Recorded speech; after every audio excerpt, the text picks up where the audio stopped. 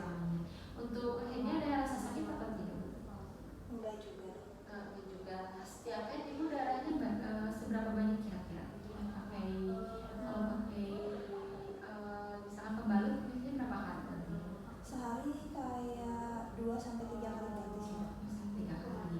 Nah ibu di sini saya akan menyimpulkan terlebih dahulu ya bu, sekarang ibu untuk tanggalnya itu ditentukan dari hari atau hari pertama yang terakhir. Apakah ibu masih ingat hari pertama yang terakhir itu kapan? Sepertinya kayak tanggal 4 Oktober. Oh, 4 Oktober.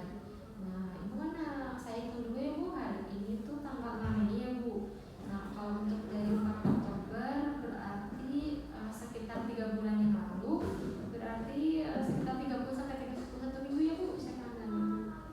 Nah pada saat kehamilan ini apakah ibu berarti tidak ada kehamilan sebelumnya ya bu, tidak pernah operasi sesar? Tidak ada. Kemudian apakah ada riwayat penyakit bu, misalkan jantung, asma, diabetes, hipertensi? Tidak ada. Kemudian apakah ada pernah dirawat di rumah sakit gitu? Tidak. Atau operasi atau penyakitnya? Tidak ada. Kalau misalkan ibu di rumah tinggal sama siapa bu? Sama suami. Apakah ada yang merokok bu di rumah? Tidak ada. Tidak ada. Kalau begitu apakah ada riwayat penyakit keluarga bu, misalkan ada TBC ataupun DM? Tidak ada juga. Nah ibu, saya ingin menanyakan terkait karena ibu kan sudah 30 sampai 31 minggu ya bu. Apakah ibu merasakan ada gerakan janin pada perut ibu? Ada kadang-kadang. Sudah ada. Kalau misalkan pagi dari pagi sampai malam biasanya lebih sering nggak bu gerakannya? Lebih sering pada malam hari. Lebih sering malam hari. Kalau misalkan selain gerakan apakah ada kontraksi kayak kencang gitu bu perutnya? Iya, suka ada. Ada. Kalau buang airnya bu sekarang bagaimana? Lebih sering. Lebih sering ya bu. Kalau badannya ada merasa yang bengkak? Ada dok, bagian kaki. Bagian kaki. Kalau misalkan perut apakah ada kayak sakit banget gitu? Enggak sih. Ada. Kalau misalkan keluar darah bu dari jalan lahir apa? Tidak. Tidak ada. Oke baik ibu. Kalau begitu kita akan lakukan pemeriksaan obstetrik bu setelah tadi lakukan analisis. Oke nanti ibu boleh berbagi di pemeriksaan ya bu. Terima kasih dok. Baik, bismillahirrahmanirrahim. Assalamualaikum warahmatullahi wabarakatuh. Jadi Bu tadi setelah dijelaskan prosedur pemeriksaan dan juga inform konsen serta tujuan dari pemeriksaan ini, saya akan meminta Ibu untuk buang air kecil terlebih dahulu ya Bu sebelum pemeriksaan. Lalu setelah itu Ibu boleh berbaring di bed pemeriksaan. Saya akan memeriksa alat-alat terlebih dahulu, di mana di sini ada suhu ruangan yang nyaman, lalu ada pencahayaan dalam ruangan yang cukup, lalu di sini ada pita ukur, kemudian ada stetoskop monaural, lalu ada stetoskop dan juga sfigmomanometer, dan juga ada termometer. Lalu saat itu saya akan mencuci tangan dengan 6 langkah menurut WHO, dan saya akan meminta ibu untuk berbaring ya bu pada bed pemeriksaan dengan posisi bagian atas 30 sampai 45 derajatnya itu ditutupi dengan selimut. Setelah itu kita akan lakukan pengukuran tinggi fundus uterinya ya ibu. Pertama-tama di sini saya akan mempersiapkan pita ukur. Lalu di sini saya akan berada di sisi kanan dari ibu, dan kecuali untuk karena saya tidak kidal berarti saya di sisi kanan. Nah sebelum pemeriksaan pastikan terlebih dahulu aksis dari uterusnya itu berada pada garis tengah tubuh, dan jika diperlukan dapat dilakukan reposisi uterus dan janin agar berada di garis tengah untuk meminimalkan kesalahan ukur karena lemak tubuh ibu. Selanjutnya saya akan mempapasi fundus uteri dengan sisi radial dan juga jari telunjuk. Setelah itu setelah teraba fundus uterinya, saya akan meletakkan ujung pita ukur pada bagian tengah fundus uteri. Kemudian setelah itu saya akan merentangkan pita ukur sampai mencapai bagian atas tulang kemaluan ataupun superior ramius pubis, dan dilakukan sebaiknya itu dengan ujung pita ukur pada superior simplicis pubis. Lalu kita rentangkan pita ukur sampai fundus uteri, di mana kita akan melihat angka yang pita ukur itu menunjukkan tinggi dari fundus uterinya. Jika dengan ukuran inci, lihat bagian sebaliknya yang menggunakan ukuran sentimeter.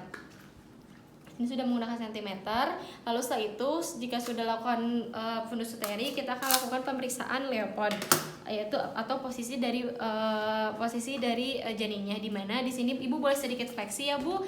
Lalu di sini saya akan meletakkan ujung jari saya pada fundus dan palpasi bagian janin yang berada di dalam fundus uteri dengan kedua tangan.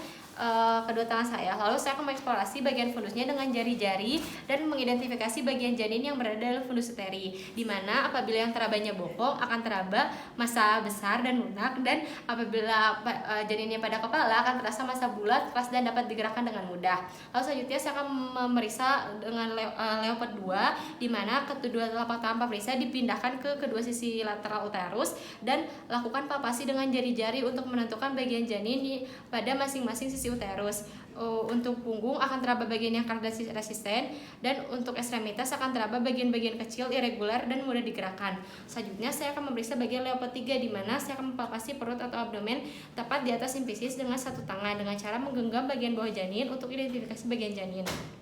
Jika bagian bawah janinnya itu belum masuk pintu atas panggul, maka akan mudah digerakkan. Tetapi jika sulit digerakkan, artinya sudah masuk pintu atas panggul. Nah, untuk bagian kepala akan teraba massa bulat dan juga keras. Untuk bokong akan teraba massa bulat, lembut, dan juga simetris. Lalu selanjutnya saya akan memeriksa bagian leopard 4, di mana di sini saya akan sebagai pemeriksa saya akan menghadap kepada kaki pasien. Lalu setelah itu saya akan meletakkan ujung kedua telapak tangan pada bagian bawah uterus, di mana dengan ujung-ujung jari kedua tangan memegang bagian bawah janin dan memberikan tekanan lembut searah sumbu pelvis. Apabila konvergen, jika kedua ujung jari tangan itu dapat bertemu, artinya bagian bawah janin belum masuk pintu atas panggul. Kalau sejajar H2-H3, berarti bagian bawah janin sudah masuk pintu atas panggul. Dimana untuk yang divergen, jika kedua ujung jari itu tidak dapat bertemu, artinya bagian bawah janin sudah masuk pintu atas panggul. Lalu selanjutnya saya akan melakukan auskultasi. Di sini menggunakan stetoskop monaural, di mana kita akan menggunakan pakai tangan yang tidak dominan untuk mengambil stetoskopnya dan letakkan bagian dasarnya pada punggung janin. Lalu setelah itu kita akan mendekatkan telinga pemeriksa dan kita akan dengarkan bagaimana denyut dari denyut jantung janinnya, apakah pada bagian pon dari stetoskopnya, lalu bandingkan dengan cara mempalpasi denyut jantung ibu dengan tangan kiri. Nah, jika DJJ-nya tidak terdengar karena dinding abdomen ibu yang tebal atau gemuk, letakkan bagian dasar stetoskop pada area yang paling tipis, misalnya 3 cm di bawah umbilikus ibu. Lalu kita kembali dengarkan denyut jantung janin dari ibunya. Lalu setelah itu kita akan hitung frekuensi DJJ-nya setiap 5 detik.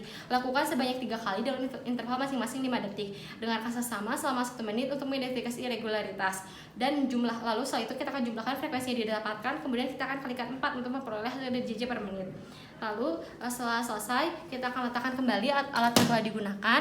Kemudian Ibu, saya akan menjelaskan ya Bu, alhamdulillah prosedur pemeriksaannya telah selesai. Untuk kesimpulannya, kondisi janin Ibu itu cukup baik, posisinya juga baik, dimana umur hamilnya sih 31 minggu ya Bu. Untuk posisinya sudah baik, sudah ada di bawah, dan disarankan Ibu untuk lebih banyak jalan karena belum ada jalan lahir. Dan juga jangan lupa untuk olahraga santai serta asupan nutrisi yang baik untuk sehari-hari ya Bu.